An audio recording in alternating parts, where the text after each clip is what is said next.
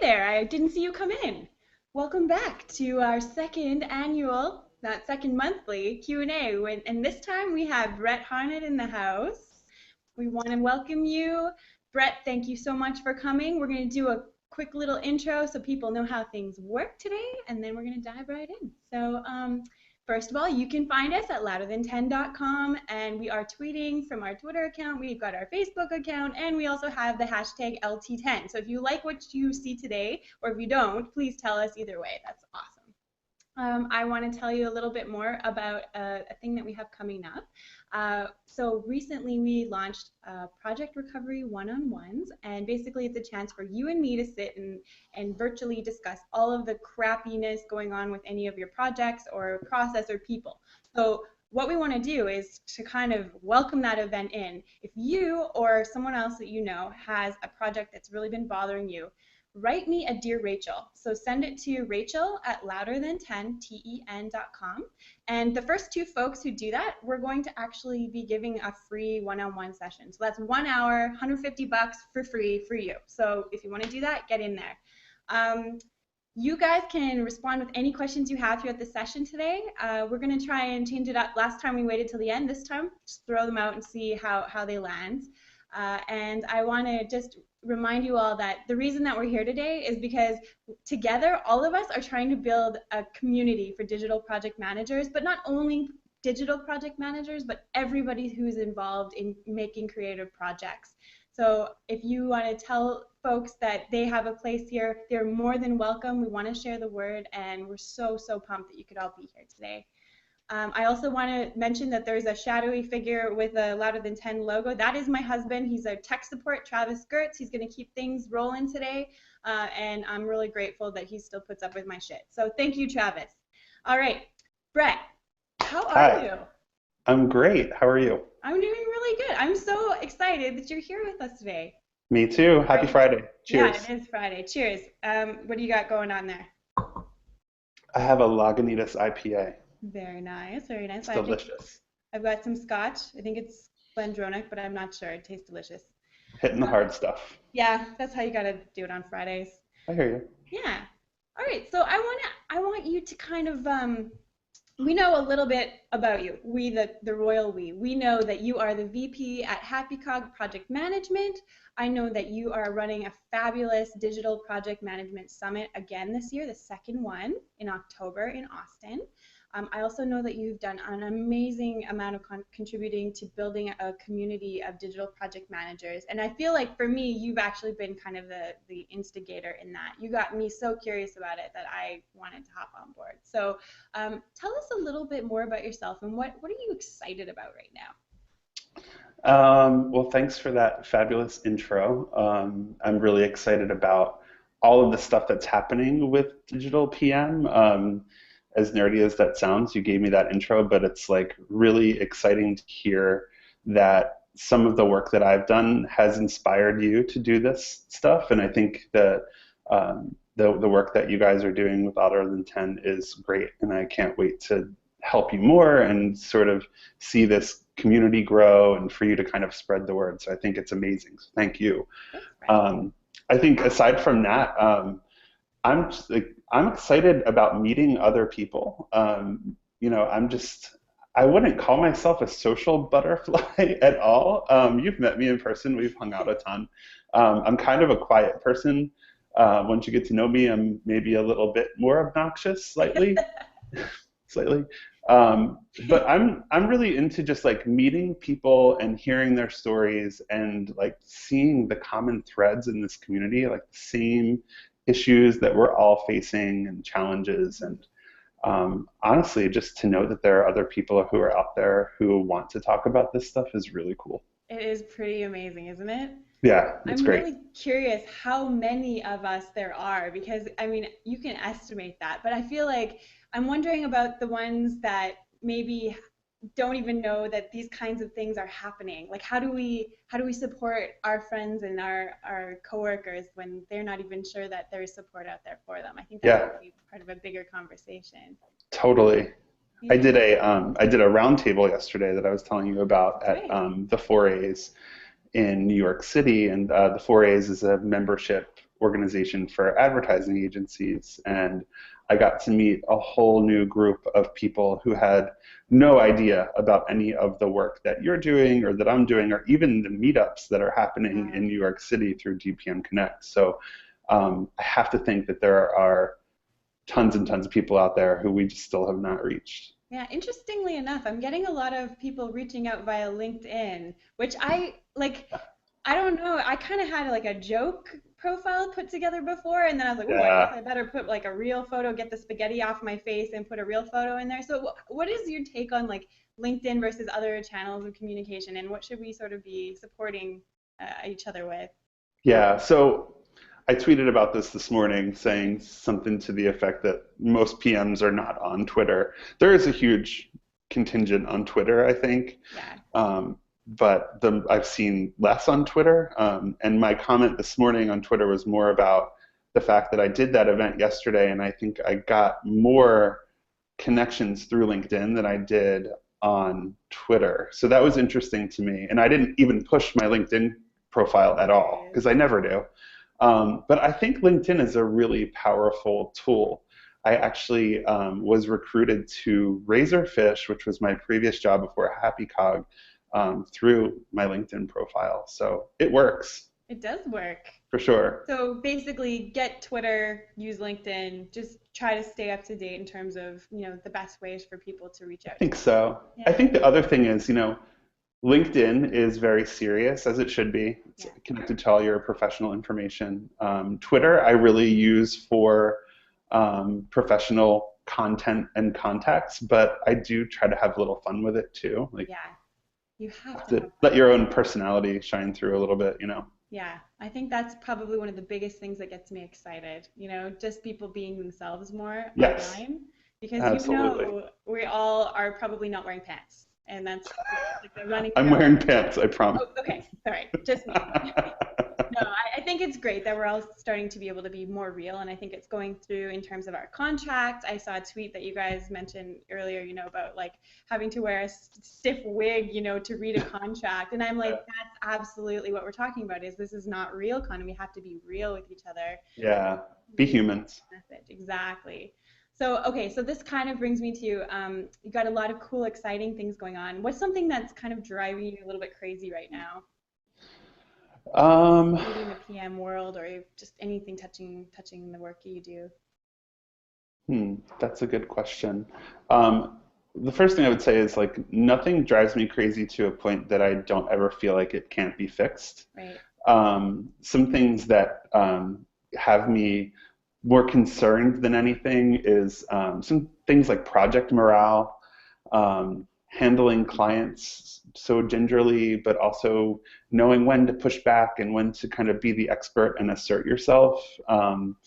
And also kind of knowing when you shouldn't give up, if that makes sense. I've been seen a couple of situations recently where um, like things might not go our way, and we just kind of get down in the dumps about it. And I feel like our teams are getting a lot better at being more supportive internally and sort of boosting one another up about how to best communicate with our clients, how to actually create project wins through good communication. Yeah. So that's the kind of stuff that's like has me thinking more than like has me like pissed off. Yeah. You know what Yeah. I mean? Yeah. You seem like a pretty even keeled kind of guy. I Yeah. go off That's the handle. I don't see a bat in the back, so I think we're no. good. Yeah. I'm in old timey Philadelphia right now. Right. It's like it was a good Yeah. time, right? I Yeah. yeah. Mhm. So, I mean, I'm kind of curious, like, is there anything specific, a specific story or anything that you kind of wanted to talk about in terms of, what you think could maybe help make our situation as project managers or even just working in the design biz a little bit better, I remember you telling me a story about your first job or one, not maybe not your first, but one of the agency jobs that you had in the past and just sort of how that was starting to shape your role as a project manager. Yeah. Um, so a previous job that I had was for a large agency. It was Razorfish, shocker.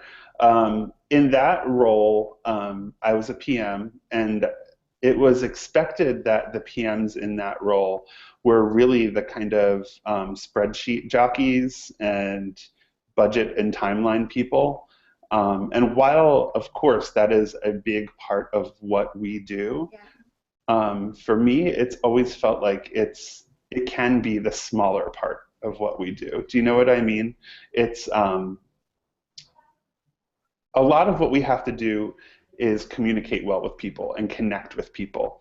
I feel like once you understand the framework of your spreadsheets and your timeline, and you can put those things together and they can be airtight and you're creating reports based on them, you free yourself up to actually interact with your team and contribute to the project in other ways. So when I was at Razorfish, not only was I doing all of that financial work, I was also responsible for resourcing and team communications and status reports. But I wanted to focus more on getting to know the people on my team and also getting to know my clients. And that was the one sticking point for me, is like I wasn't allowed to be in client meetings. And that was always so weird to me, because I felt like as the PM, the one who's trying to make sure that our scope is intact and that, timelines are right and we're not overcommitting, if I didn't have a seat at the table to understand what the conversation was or what the clients were really looking for, I wasn't really able to do my job. So I, being me, kind of weaseled my way in. Maybe weasel is the wrong word, but yeah, I kind of weaseled my way into a seat at the table. And thankfully was able to get the account director in that scenario on my side to understand why I should be there. And the partnership worked out really, really well. Fantastic. So, yeah. What kind of, I noticed Robert Jolly posted a question. I haven't forgotten about you, Robert. But I'm not seeing questions. Oh, well, that's okay. Okay, well, we'll direct the... I trust you. Yes. So I wanted to ask you a little bit about, I think that there are a lot of folks in that situation. I just finished working with a fantastic agency out that way, actually, and I think one of the brand new digital project managers, Patrice, if you're probably listening, but I feel for that, because I think that there are a lot of folks who play that digital project management role who can't actually get involved, and I'm wondering if you maybe have a tip or two about ways, like specific conversations or just ways that you can become that player on the table or get buy-in from the agency or the account managers. Yeah, I think for me it was probably a series of conversations. So as the PM, I was kind of always the person who was communicating most with the team, and I mean the designers, the developers, the content strategists. So working with them and having a really good understanding of their work, how they do their work, the time that they need to do their work, and even just like sitting down with a developer and asking some really specific questions about code so you have a really good understanding of it. To me, that's really important, because that's the type of thing that builds trust. People see that you're really interested in what they're doing.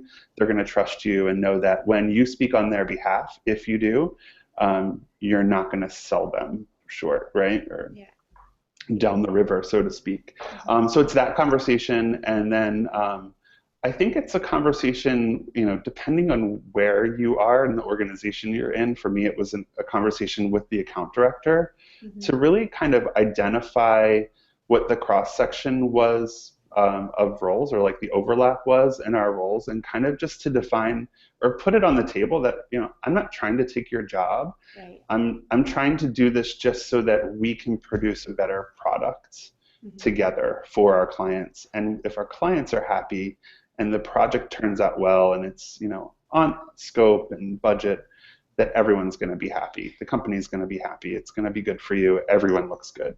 Yes. It's a win-win, so to speak. I think you nailed it right there. And I think that conversation is, as soon as they understand the value that it's going to bring not only to their clients but back to the company, I think that right there you've got the dialogue happening. So I kind of wanted to open it up. Robert asked, how do you keep teams aligned with project goals and communication?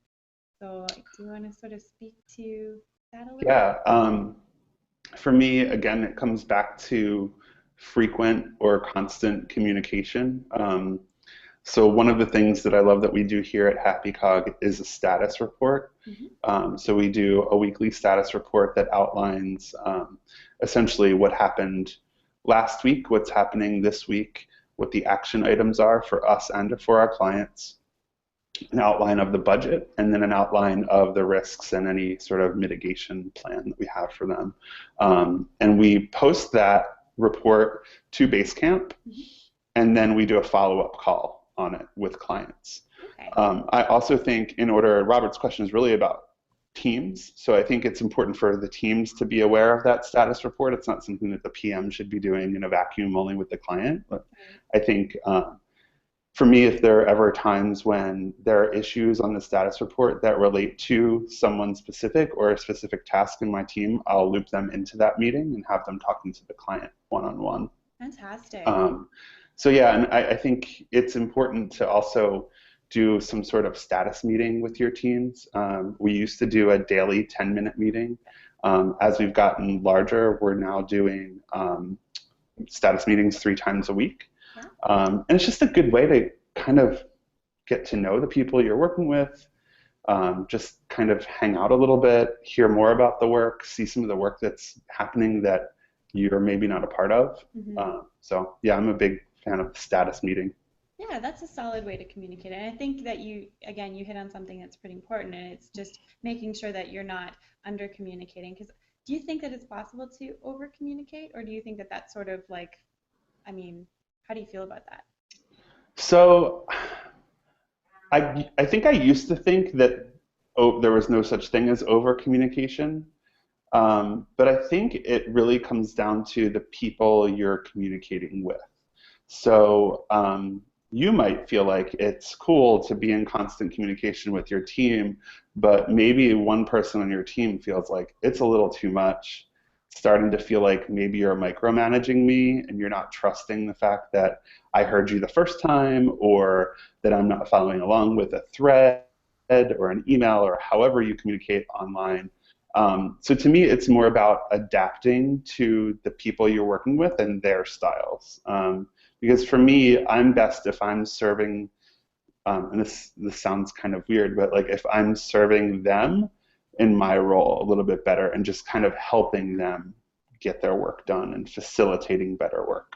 So you're using that emotional intelligence to really draw out and understand what do people need in order to do their jobs well, and that partly is the ways and methods that you communicate.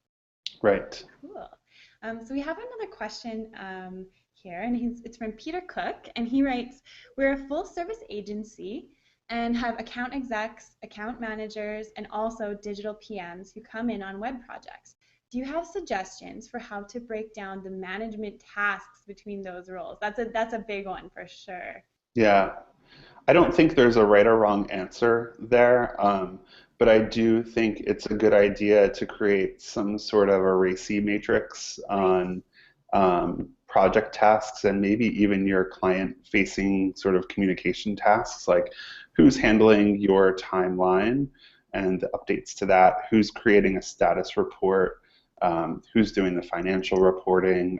So really just, again, it all comes back to really good communication skills, right? Like sitting down with the people that you might be having a problem with and saying, this is what you do well, and this is what you should handle. This is how it affects what I do well and what I need to handle. And then just like really spelling it out clearly will kind of make everyone be able to work a little bit better together. I actually was in a scenario like that where I was the single PM on a 5-person account team. And communication became a total mess because we didn't do that, you know, like, and I didn't really have any responsibility or management over those 4 or 5 people, you know, so all I could do was go to the account director and say, look, something here is not working. These people are all stepping on each other's toes, and it's creating confusion, it's wasting time, and it's making us look bad. And once you kind of say it's making us look bad, I think a light goes off and it's like, all right, we need to fix this. So there's 2 points that kind of hit me when you said that. So the first thing is that anytime that you sense like there's almost like an invisible heaviness in the air or something that you're like, I don't know what the thing is that we need to clarify, but it's there, it's like we have to ask. We actually openly have to be like, look, I'm gonna have a little confusion here, because chances are if you have it, then probably the rest of your team has it too. Yeah. And being okay with like allowing ourselves to ask some of the most obvious questions. That's our jobs, right? Right. And then the second thing, just for those of us who don't know, what is a RACI matrix and where might we find one? Oh, right. So I think if you Google it, you'll find an example on a Wikipedia page. I've actually done that before. It's RACI, all caps, RACI. And essentially what you do is list out tasks on the left-hand side. And wait, am I doing this right? Yeah, and then people across the top. And then what you do is you mark RACI for each one. So R for two people. So R is responsible, A is accountable, C is consulted, and I is informed. Yeah. But yeah, check out, if you haven't checked it out, check out that Wikipedia page. It definitely explains everything very well. And it works. Yeah. And I'd say I'm not one who's really for giant spreadsheets and tracking tools like that. Like I kind of like to, my style is to keep things a little more loose, but when you're dealing with a big team or a big project with lots of tasks, it definitely helps. Yeah, and it's actually fascinating seeing the difference between sort of like an organizational RACI from your entire organization standpoint versus a project organization, because you actually see some of the differences in the roles and how you can wear multiple hats. So yeah, right. I definitely would be support that. The other thing that I've seen our teams do here at Happy Cog recently is they're using Trello. Mm-hmm. So using Trello boards to create tasks and assign them to people. And that's been working really well to kind of keep, I guess, more design or development project tasks in check and assigned. When it comes to the communication stuff between account teams, like I wouldn't necessarily recommend that, but right. It's in the same vein. Trello's fantastic. I would love to see like a sort of a mini screencast of how that could work to sort of break that down for people, right? Trello, you guys, Trello, seriously, it is the best tool for getting visibility and just knowing what tasks you have on top. So we have another question coming in. I'm interested, this is from Ron Schroeder. I'm interested in getting the community more aware of digital PM. Any suggestions for helping get that started, and suggestions to be seen as knowledgeable resources in the community about digital PM? Interesting. So getting a community started is definitely not easy. So I can explain, would it be helpful for me to explain how I started what we do here in Philly? Essentially, I had friends here, Joe Rinaldi and Chris Cashdollar, who were essentially organizing, creating, or facilitating a creative community here in Philadelphia. So they were having really great meetups and speaking events and panels about design, essentially. They were doing show and tell events. So I would go to those, and they're great. I mean, and I still will attend them. But when I had the idea to do a PM sort of meetup, I thought, well, how am I going to find people? Because there are really only like the people I work with, the people I used to work with, and maybe like one other person who I know. So what I did was I went to Joe and Chris and said, hey, I'm really going to try to start this community. I would love it if you guys could help me. Would you mind for your next happy hour doing a Bring Your PM? So we had an event, and I think about 20 PMs showed up, and that was how I started to meet my like core group of people, and that's how I met Sloan Miller, who is now really helping me a lot. Yeah, so it's been cool to see that grow. And since then, I've kind of recruited more people to help out, because I think for a while I felt like I could just do this, but it's a lot of work. Pulling together events is a lot of work, and it's thankless in some respects, because you'll get 40 people to register and say that they're coming, and then like 20 show. Right. So it gets a little tough, but you just kind of have to stick with it to kind of build and grow the community. So on top of that, I would say there has been this really interesting growth in the community among people who are organizing events. Mm-hmm. So Christine Holcomb and Dina Fitzpatrick, they actually organize Kick-Ass PM in Austin. And they're going to be doing a session about organizing PM meetups at the Digital PM Summit in October in Austin. And on top of that, they're doing a monthly meetup for organizers. So we've been talking about the types of topics, best places to have events, that kind of stuff. So there's kind of like support. There's like a meetup for the meetups, which is kind of funny, right? That's a great start. Do you think that they would be open to sort of, like if other people were interested in sort of creating a local chapter or something like that? Maybe is that something that they would be open to down the road or? Yeah, I mean, it's kind of like a grassroots thing. It's like start up your own thing Yeah. and kind of see how it goes. Some people have the benefit of being able to build a list really quickly. I think you can also do some direct outreach that we're actually planning to do here in Philly, just to reach out via Twitter and email to local agencies to let them know, like, hey, we're here. Fantastic. So. So I guess if you're an account manager, an owner, a developer, a designer, and you know your project manager and you want to, invite them to kind of get involved in something like this, like that would be a great start because I have this weird feeling, and maybe I'm not right on this, but I feel like there's so many PMs that are just heads down in the projects that they might not be actually as aware of what's going on out there and even know about what kind of support is Yeah. available. So yeah, so I think bring them along. Let's get Yeah. something started, guys, because this feels like Everybody wants to like, yeah, anybody will go to a happy hour, yeah, whether you drink or not, just yeah, to meet exactly. new people. And that's the thing. You want the people to show up who are actually interested in meeting other people. Yeah, So uh, it's not going to be every PM in the world or your city, you know? yeah, yeah. That's right. You've got to start slow, right? Yes, very true. So I don't see any more questions. Feel free, guys, keep them rolling in. But I wanted to kind of come back to this is something I wanted to tackle in the last Q&A, but we ran out of time, and so I think it's just as relevant. But I know, Brett, that you have had lots of conversations and a great relationship with PMI regarding the PMP. So for people who aren't sure, that's the certification you take to become a professional project manager and be certified like internationally. And I'm just curious, Brett, like I'm there's a lot of people asking questions. Like there's folks who are like, well, do you need it? What does it do and that kind of stuff. And I'm just wondering if you sort of have anything that you wanted to share about what your familiarity or kind of feelings about that are. Yeah. Um, so first off, I am not certified. Neither. My college degree is in English and Fine Arts. I'm not a finance guy. I'm not any of those things. I do think that if I had the time to do it, I would probably benefit from PMP training. Um,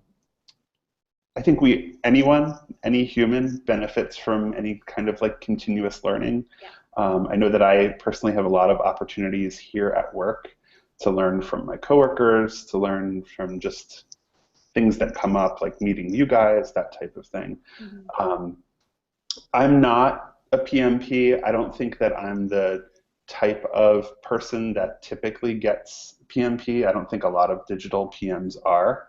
Right. So I think, it's sort of like to each his own. I Yeah. think the certification would certainly offer somebody who's a little more green, a lot more sort of like foundational sort of skills or at least knowledge about process and project management skills. Um, I think there's a lot to project management that you can't teach when it comes to things like soft skills and communication. That kind of has to come easily to you if you're going to really do well in this kind of a role. Absolutely. So yeah, that's kind of where I stand. Like I have in the past said I'm not going to be a PMP. I never will be, and that's probably still true. Yeah. But that doesn't mean that somebody else shouldn't.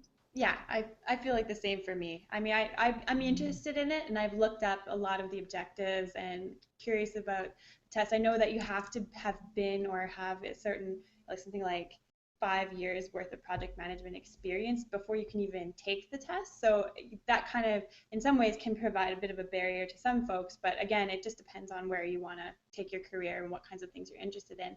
And I remember there was somebody, and I'm sorry, I can't remember her name, but she had asked a question about the difference between project management and digital project management. And then I'll come back to Dallas's question in just a moment. But do you know, like offhand, is there anything that you could kind of comparatively say, like what would be the differences for someone who is a project manager and was thinking about transitioning into digital project management?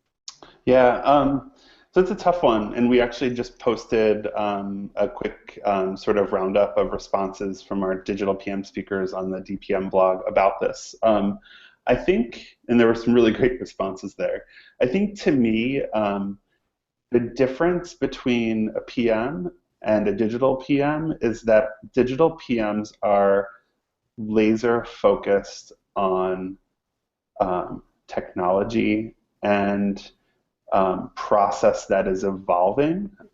We're not the folks who are strict waterfall, strict agile. I think we're really focused on creating processes and working with teams on solutions to projects that actually work for us.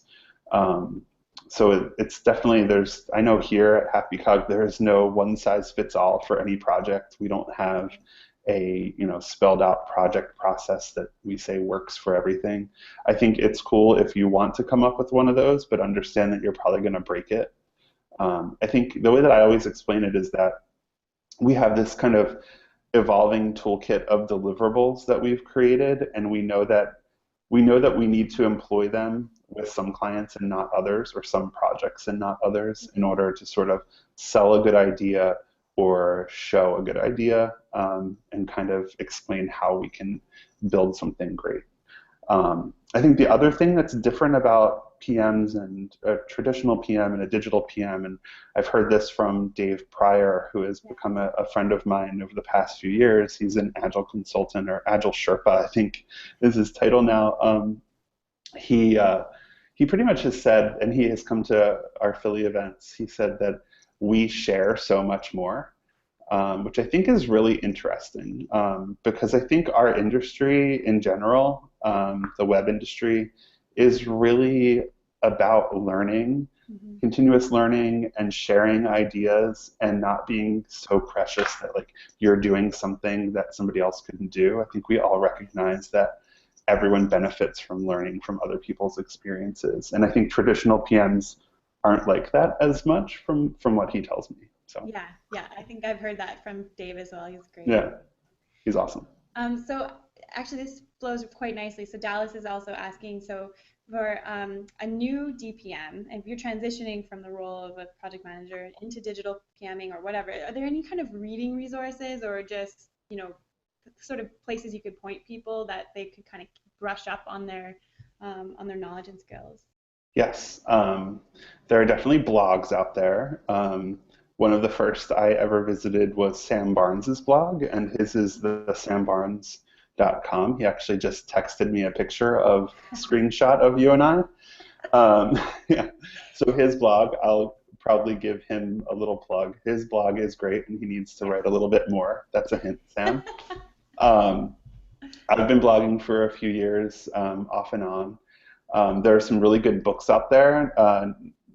Nancy Lyons and Megan Wilker wrote the Geek Girls Guide. I know that I'll butcher this name, and I'm sorry, Nancy and Megan, if you're watching. It's Interactive Digital Project Management, People, Pixels, and Process. Very good book. So yeah, there are a ton of books out there.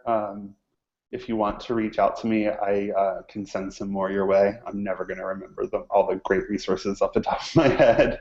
Yeah, I think that speaks, and if we haven't already, maybe there's some conversation, Brett, where we can start kind of creating almost like a library of resources that we can keep sharing for all these guys, because I think there's so much that's coming out. Like I know with Travis and I for Louder Than 10, and Carson too, we're talking about creating a magazine that will actually feature issues quarterly that are more than just about project management, because yes, we love project management, but you know what, it's tied to so many more things, right? And I think it's important for us to, if we're talking about things like equality, we're not just talking about equality in projects or equality with clients. We're talking about hiring process. We're talking about relationships. So I think, yeah, like being able to sort of reach out and pull all of those topics together and really like leaning on our project managers, but also leaning on our teams. I love the way that you sort of, promote being a cheerleader, being a support Yeah. to the rest of the team. That is so incredibly important. So Yeah, I agree. fantastic. Yeah, thanks Dallas for that comment. Yes.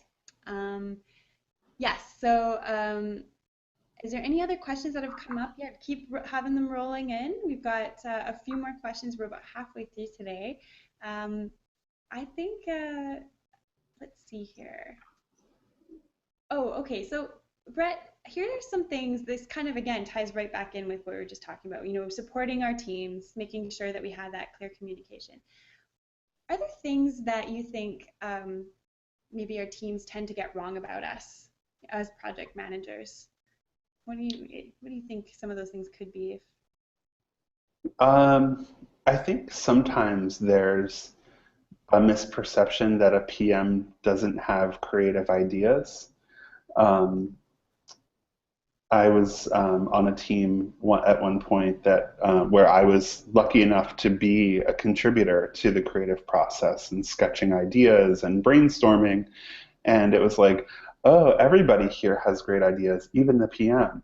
And while I thought that was funny, I also was kind of like, damn it, does it really have to be like that? Especially because I think like my background is creative, like my first job was in writing.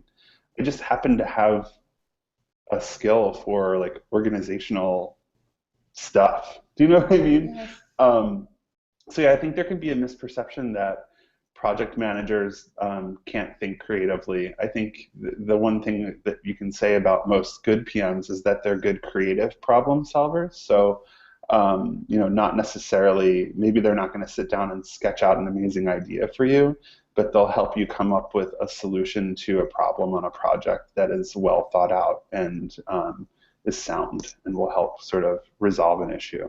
Right. So I think, and the other thing that I have always kind of talked about is that I think for some reason there's this, and it's tied to it. There's this perception that PMs are kind of button pusher robot types. But again, good PMs are really good communicators. They're people who can relate to a team and help you come up with ideas and solutions. So yeah, I totally agree with you there. So we have a few more comments rolling in, and cool. Just thinking, yeah, I wanted to talk about a little bit about being hard ass, because I feel like in our jobs we often have to make a decision. We have to be, like I said another time, lovable hard asses. But I'm curious if you have a story or anything that comes to mind when you think about being a hard ass in a situation. Yeah, I mean, I think it all comes down to that awkward conversation that you don't want to have, that your team knows that you don't want to have, and they probably think that you aren't going to have it. When it comes to like an awkward client situation or an awkward situation with a team member. And to me, it's not as much about being a hard ass, but kind of putting the wellness of the project and the relationships that you're building with your team and your clients first. So while it may come off as you being a bit of a hard ass, you're actually kind of just doing your job, which is kind of weird. I think a scenario for me, so they come down to a couple of things. They come down to issues with team members, so like personality issues within the team, with you and someone, or with two people, or whatever it is, where you have to be a moderator.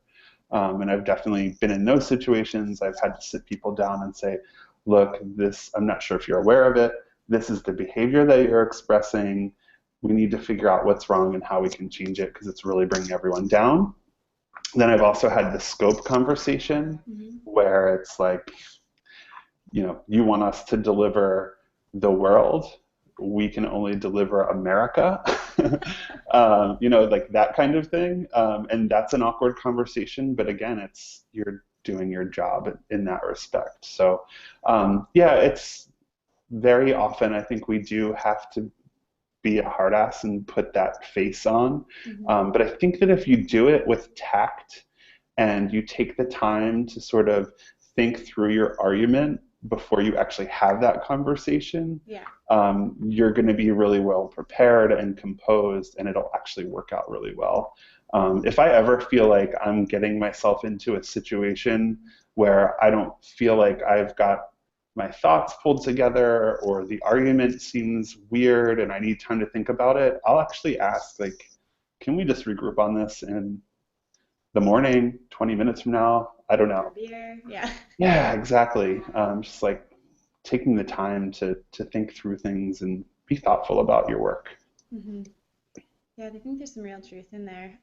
It kind of brought me back to something again. I'm highlighting this because I think it was probably one of the smartest things I ever heard. And Patrice, I have to give you credit for this one again. Um, on saying no, the kind of concept of like when do we have to say no? What Patrice had said is that rather than saying it's not my job to tell you no, it's my job to lay out all the consequences of the different paths that you can take and then guide you through those. And I think that that's probably true regarding or whether or not we're talking with our teams or we're talking with different clients. And I think that's just a touches more on what you said, Brett. Just absolutely the honesty and kind of taking stock of where that conversation. Right. Not making it personal. Like I Yeah. think that's a really good way of putting an issue out there, but not sort of making it feel like it's tied to you directly. It's more about the well-being of everything that's going on around you. Yeah, absolutely. All right, so Abby's got a question, and thanks Abby for joining. So she wrote, at my company, we don't require team members to be PMI certified, but without that certification as a guarantee that the PM knows what they're doing, it can be a challenge to find the right person when looking to hire a new PM. So this is talking about hiring new PMs, and if we don't have a PMI certification, what kinds of things are we looking for when we're hiring? Yeah.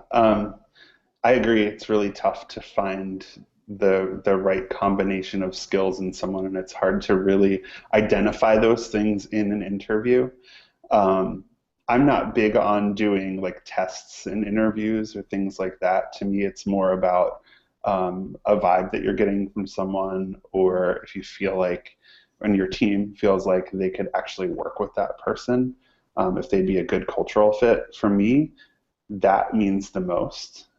Having somebody who's at the center of the project that is likable, who you feel like you can trust, is definitely the first the first part of it. I think they have to identify some good writing skills. So I Yeah. think definitely asking for writing samples is a good idea. If you want to ask for examples of project plans and things like that, I think that's not a bad idea too. What I found with project plans and using tools is that we're all kind of doing this stuff a little bit differently. And those are the kind of tasks that I think are very trainable. So you can maybe have a knowledge and foundation about how to do those things and what a process might be, but it's going to be different everywhere that you work. So, maybe just talking through those kinds of things in an interview to get a sense for how flexible someone is, how friendly they are, how they might handle a difficult situation. Is a good idea. But yeah, I agree. It's really tough to find good PMs. Brett, what about if we took everyone to like an amusement park and we had a deal worked out with the person running the ride that they were going to pretend to break the ride? And so the person who is supposed to understand, like, they're the PM, they're going to fix the situation, bring people together, they're kind of a little bit like, they got to figure out the right thing. Like, are they going to get people on the ride, off the ride? What's the next situation? I That mean, sounds terrifying. well, but I mean, you got to think on your feet, right? We're all gonna die. How are you going to handle it? Anyway, that's just my idea. I don't come up with all of the great ones. So, Mm, it's an idea. so thanks, Abby, for that question. That's Yeah, thanks, Abby. fantastic. So I guess we have kind of we have a lot of PMI questions today. I guess there's some curiosity about whether or not, does PMI kind of guarantee competency in our field, or is it something where, again, it just sort of like reinforces the skills that we already have as project managers? And I don't know if you have any other thoughts on that, Brett, before Well, we? so I do know that there is no specific digital track within PMI. So I wouldn't say that PMI, can reassure you of any kind of competency when it comes to learning how to run web projects. Right. They can tell you about process and how to stick to specific methodologies, and you can learn those, Hmm. which is valuable. But there's not going to be anything that's specific to building a website. Yeah, absolutely. So there's a whole other line of thought, which we've just covered too, in talking about like the niche focus of what digital Yeah, project management is. yeah.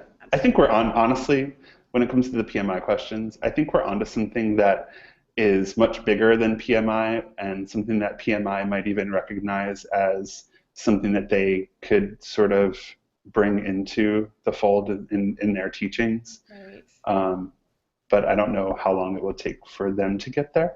Right. Yeah. Yeah. It'd be Totally. cool if they did. Yeah, it would be, wouldn't it? Yeah. Um, so we have Paul Scribs. How you doing, Scribs? He's got a question for us, and he's writing, as a product manager or interactive producer, how do I make the project manager's life easier without stepping over boundaries, like talking directly to devs and designers about deadlines? So it's kind of that relationship with your teams, but from like a non-PM perspective. Thanks. Yeah, I think it's really just, again, it's about good communications and creating the boundaries in which you kind of behave, right? So, as the producer, what's the bottom line in your responsibilities and who's responsible for timelines? If it's the PM, then involve the PM in that conversation. Doesn't mean that you can't have the conversation, but just make sure the PM is looped in. I think for me, there's so many responsibilities in my day to day that I'm more than happy to sort of offload a conversation here or there. But my only sort of ask of people is that they actually document that conversation if I'm not there. And just, we use Basecamp, so throwing a quick note into Basecamp that says, hey, this is what we discussed. Hmm. Let me know if you have any issues with that. Otherwise, carry on. Yeah, yeah, absolutely. Thanks, Paul. Yeah, that's wicked. Um, okay, so I want to talk a little bit with you, Brett, about the day that you learned that you needed to put your phone away. Can you tell Oh, me yeah. that time? Yeah. So this is the story I told you about being on vacation. So I find it a little difficult to disconnect, but I've recently trained myself to kind of value the time that I have with my loved ones over work when I actually have it. So a few years ago, we took our kids to Disney, Hmm. and I think, there was probably a bathroom break or something with kids, you know what I mean? Yeah. And I was left by myself, and I pulled my phone out of my pocket and I opened my email, and there was an email that was urgent, like, I need you right now. I need this answer today from a team member. And being the person that I am, like, I called that person right away. Everything got resolved. But it really just, like, the tone of it really drug me down, and it kind of just ruined that entire day of vacation. Are you like that? Like, if Oh one yeah. little minor thing happens, you're just like, Yeah. yeah. It, Yeah. So it was at that point that I recognized the fact that when I go on vacation, I wrap everything up very neatly and put a bow on it, and everyone has an assignment around things that I might need to do. Um, and I can actually turn email off completely on my phone and actually enjoy the time that I have with my family. Um, I just went on vacation 2 or 3 weeks ago, a week at the beach with my family, and wasn't necessarily in a situation where I felt like I could do that. So I do think that there are varying levels of appropriateness in doing, like, just shutting off completely.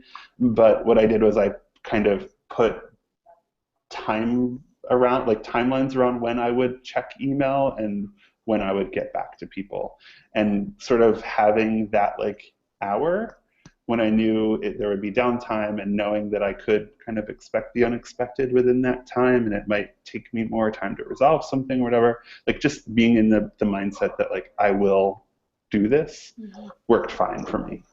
It's good. I'm glad that you found a system to kind of, be able to disconnect, but in a way that you've still got things covered. Yeah, I mean, a job's a job, right? You have responsibility and you have to cover them whether you're on your paid vacation time or not. But just Mhm. being appropriate about it, I think, is what kind of helped me. I I think kind of like figured that out, I think, in some ways for like one, myself. yeah, it feels like once a day you almost need to just kind of pick your own head up and be like, this is a job, this is the work I do, it's important, but there are also other things in my life that I need to balance Yeah, and that need to take precedence. So yeah, it makes you feel less bad about like just turning that phone off or whatever yeah. it is. And I think the same thing goes for like going home after work too. You know, having work-life balance Yeah, is really important. And I think our jobs get so incredibly stressful at times, and everyone's jobs do. It's not like anything specific to a PM, yeah, but I think we do tend to take things a little personally. So, um, you know, taking that kind of stuff home is very easy, but I've kind of trained myself to turn things off for a few hours every night as well. yeah. I was gonna ask you about that, like some of the things that you think about a lot or worry about from the day and how you sort of deal with that, like you know. You were mentioning TV shows, even just spending time with your kids, that kind of stuff. Oh yeah, I go home, we play outside, we have some dinner, we maybe watch a TV show, get ready for bed. This is all so boring, and this is my life. That's um, but yeah, and it's like after that bedtime, like that's when I make time to check in, to do extra work, maybe to do some writing or things that aren't necessarily work, but they're related to work, blogging, that kind of thing. Um, yeah, I think it's important to kind of schedule yourself that way. As much as I like to say that I don't schedule anything outside of my job, I do. yeah. I was going to ask you about your kids and if you can see any qualities in your kids already that are sort of like PM quality that are rising to the surface. Are they trying to PM you yet, or? No, oh my God, they're 3 and 5 and they're totally unmanageable. So no, they're hilarious and they're a ton of fun. So there are qualities that way, and my little one Sylvie looks so much like me, which I really get a kick out of. But she actually is sad that she doesn't look like her mom, which I can't blame her for. But no, I don't think they're going to be PMs. They're talking about being like, it's so cute. They want to be like fashion designers. Or Sylvie actually said she wanted to be a school bus driver Aw. or work in a nail salon. That's So who amazing. knows what'll happen? Yeah. Well, I do actually you met a use? guy yesterday though who told us that his son just started an internship as a PM at an agency. No I thought way. that was really interesting. Yeah. Yeah, no kidding. It comes Yeah. full circle. What are some of the things that you use at home that like you put your project management hat, you sort of put it on, hang it on the wall when you come home, but secretly it's still kind of on a little bit. Are there things that you do at home that you find yourself like carrying over to try to organize your life or the people in your life that you care about? Um, no. I really don't. I mean, we are, I always tell people that I'm the most disorganized person when it comes to my personal life. We actually just started talking about building like our own shared Google Calendar, so we knew what everyone was doing. So that might be it. I might get into that this weekend. But there's some beauty in that too, right, Brett? Because really, when our jobs during the day are to be so, tied tightly to all of these project goals and people and everything, I mean, there's some freedom to be able to just be like, whatever, I'm not putting my Yeah, socks in the hamper tonight, totally. living the crazy life. Wild. Wild. I know I'm kind of painting a picture, aren't I? That I'm um, really boring.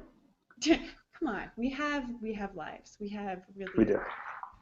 We do. Um, so we have a couple other questions. This one again is related to account management and project management being merged. And so I think partly we've addressed this with like some of the things we talked about in terms of racy, but let me just read it and then we'll see if there's anything that we can add. So this one Okay. comes from Caitlin, and she said she works for a smaller company where project management is merged with account management. And she said it can be really challenging to balance both of those roles. So do you have any advice for someone who has to do both account and project management and, try to really, run that in a way that works?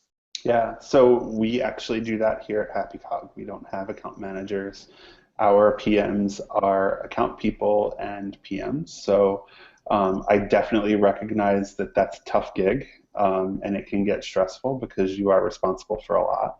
But sort of combined with themes that we discussed earlier, sharing responsibility, especially on a small team, is important. I think there are definitely PM specific tasks that the PM in that scenario should and can handle. Mhm. But when it comes to responding to clients about things and scoping projects, I think there are a lot of things that can be done collaboratively. So I would just sort of lean on your team a little bit.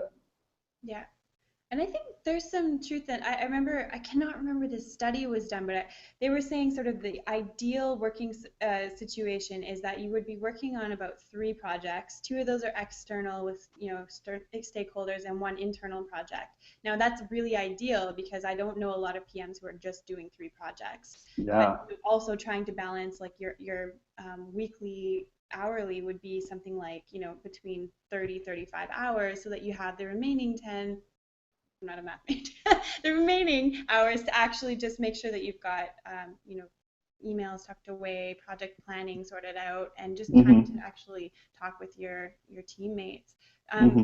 Do you think something like that is helpful, Brett, or do you find that it's just not realistic? Well, I think the idea of some sort of construct or schedule or percentages is helpful in theory. I think in reality, when you're managing multiple projects, you're on one for 5 minutes, another for two, back to that one for 35, into a meeting about the third project for an hour and a half.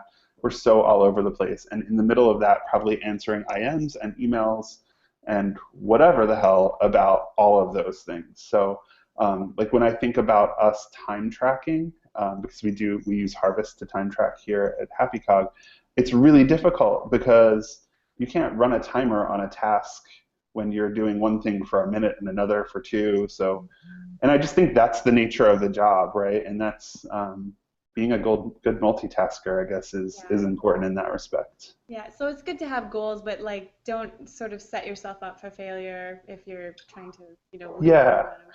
I think too, it's helpful in terms of like knowing your capacity and how many projects or how much work you can actually take on. Yeah. And I think the thing to sort of note about that is we all have different capacities. Like there is no this is how much work a person should be able to handle. I think that those things shift depending on whether or not you've got things going on in your personal life. And everyone's like, "Well, don't bring that to work." The reality is we always bring stuff with us, right? No matter Yeah. what environment. So like would you agree? Is it about sort of being again sensitive and being in tune with what people have going on in their lives? Yeah, it can be hard to not carry that stuff with you. But I do think it's important, going into meetings or conversations to try to put everything aside and focus on an issue. It can be tough, but it's all about sort of putting yourself in that sort of mindset. Yeah, I think you're right about that for sure. So yeah, I mean, we've already bombed through an entire hour Wow. together. Isn't that amazing how fast that Yeah. I went? feel like we could do this for another hour. It's I know. fun. Should we? Should we?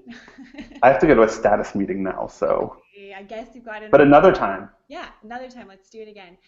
So thanks so much, Brett, just for really, I mean, pouring out your soul a little bit on just not the technical side of project management, but the people side, the human side. I think that really speaks to the community that we're trying to build and realizing that it's okay for us to a not have all the answers, b rely on each other a little bit, and c just share some of these experiences with each other. So Brett, if we want to find you and you've got Digital Project Management Summit coming up, is there anything you want the audience to know about that's kind of happening? Um, sure. So the DPM Summit is October 6th and 7th in Austin, Texas. Rachel, you are speaking with Carson. It's going to be great, as well as many other great speakers. That's dpm2014.com. I'm also doing a workshop in New York City with Aretha Choi from Barrel. It's a digital PM workshop that's on September 13th, and I think that URL is nyc.dpm2014.com. check out my blog. I've been posting questions, trying to gather some information for a presentation that I have going up. So if you want to contribute to sort of messaging the entire community, I think that would be kind of cool. And I will attribute any quotes to you if I use them. So yeah, and then Twitter. Get on Twitter at Brett Harned. That's me. Get on Twitter, people. Yes. Thank you so much, Rachel. This is so much fun. Yeah, absolutely. Thank you guys so much. We'll have a recording after the show is over, but please do, if you guys get a chance to submit your project woes, let's work it out. Let's get things together, and we'll be here again next month, and our next guest will be Nancy Lyons. So I'm really excited, looking forward to that. Brett, thank you. You're awesome, and we should go get drinks, even though we're in. Thank you. I'd love to. Let's figure Cheers. that out. Cheers. Happy Friday. See you guys. Bye. Thanks.